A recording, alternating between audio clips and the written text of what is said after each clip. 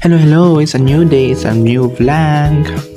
Ngayon, magbubukas tayo ng bagong Pilipinas Family Food Pack box, di ba?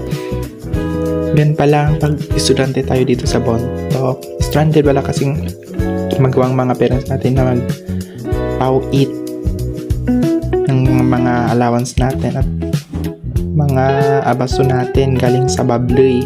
Kaya, may food pack tayo.